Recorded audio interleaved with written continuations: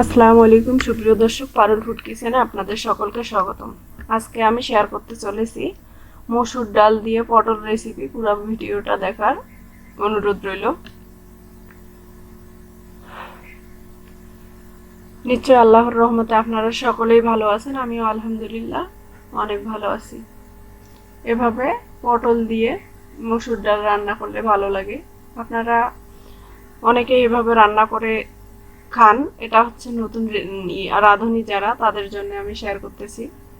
ভালো লাগলে আমার ভিডিওটা দেখবেন, লাইক কমেন্ট শেয়ার করবেন, আমার পাশে থাকবেন। আর যারা ফেসবুক থেকে দেখতেছেন ফলো দিবেন, আমার পাশে থাকবেন। আমি এখানে মসুর ডাল ধুয়ে নিয়েছি আর পটল এভাবে ছিলে কেটে নিয়েছি।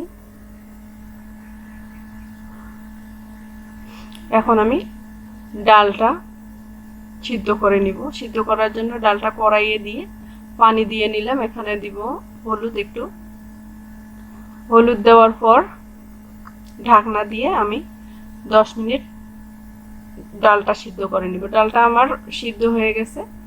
এখন আমি ওই ফ্রাই প্যানটা পরিষ্কার করে নিয়ে ওই ফ্রাই প্যানে তেল দিলাম, গোটা মশলা দিলাম, তেজপাতা দিলাম ফোড়নে। দেওয়ার পর একটু নেড়ে চেড়ে নিয়ে আমি ওখানে পেঁয়াজ অ্যাড করে দিলাম। যেহেতু ডাল অল্প করেই পেঁয়াজ অ্যাড করেছি। রসুন বাটা দিলাম হাফ চামচ, আদা বাটা হাফ চামচ দিয়ে এখন নেড়ে চেড়ে নিব। কিছুক্ষণ একটু ভেজে নিব। কিছুক্ষণ ভেজে নেওয়ার পর একটু পানি অ্যাড করে দিব।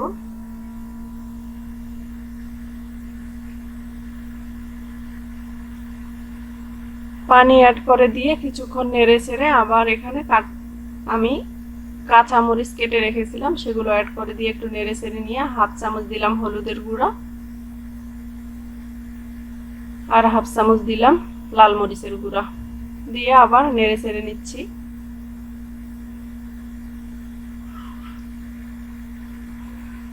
স্বাদ মতো লবণ অ্যাড করে দিলাম।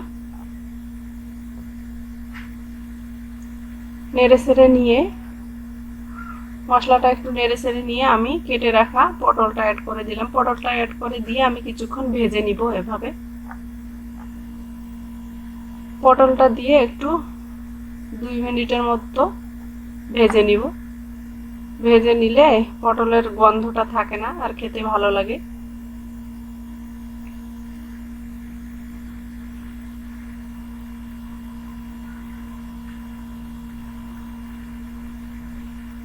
নেড়ে চেড়ে এভাবে ভেজে নিচ্ছি। আর একটু পানি দিলাম, দিয়ে আবার কিছুক্ষণ ভেজে নিব। এভাবে যখন ভেজে নেওয়া শেষ হবে তখন আমি এখানে সিদ্ধ করে যে ডালটা রেখেছিলাম, মসুর ডালটা, সেটা এখানে অ্যাড করে দিব। মসুর ডালটা অ্যাড করে দেওয়ার পর বেশ কিছুক্ষণ কষিয়ে নিব। আমি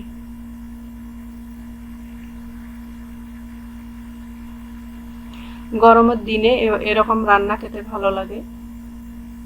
গরমের দিনে প্রতিদিন ডাল খেলে ভালোই হয়, প্রতিদিন আমরা ডাল খেয়ে থাকি, তো এভাবে একটা রেসিপি করলে ভালো লাগে। আমার তো ভালো লাগে খেতে। আমি এখানে ধনে গুঁড়া আর জিরা গুঁড়া অ্যাড করে দিলাম।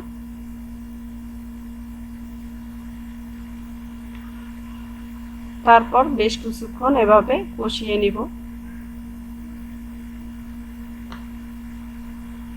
ডালটা আর পটলটা একটু পানি দিয়ে দিয়ে এভাবে ভেজে নিব। এভাবে ভেজে নিলে ডালের যে আলাদা একটা গন্ধ থাকে সে গন্ধটা আর লাগবে না।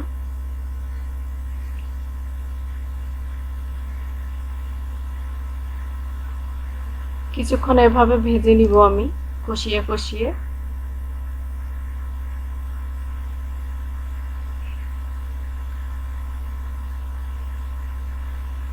এখন আমি পানি অ্যাড করে দিচ্ছি।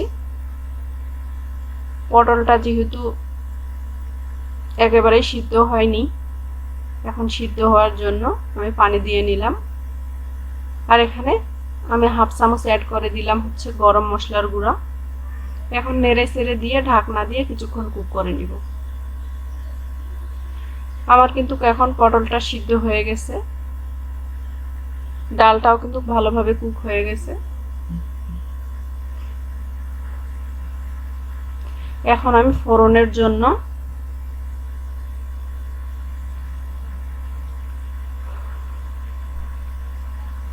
পেঁয়াজ একটু বেরেস্তা করে নিচ্ছি, একটু হলুদ দিয়ে নিলাম কালারের জন্য।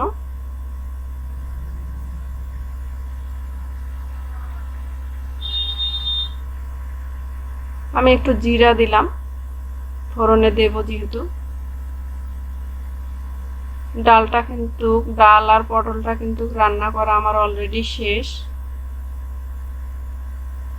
এখন আমি পেঁয়াজটা এখানে দিয়ে দিব, পেঁয়াজ আর জিরার ফোড়নটা।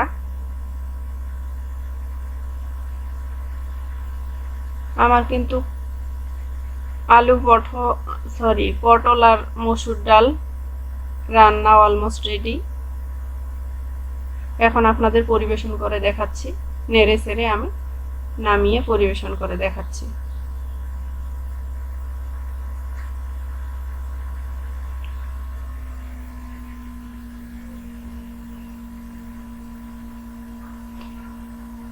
এখন আমি একটা বাটিতে উঠায় আপনাদের দেখাচ্ছি। পরিবেশনের সময় আমি শুকনা মরিচ দিয়ে পরিবেশন করে আপনাদের দেখাচ্ছি।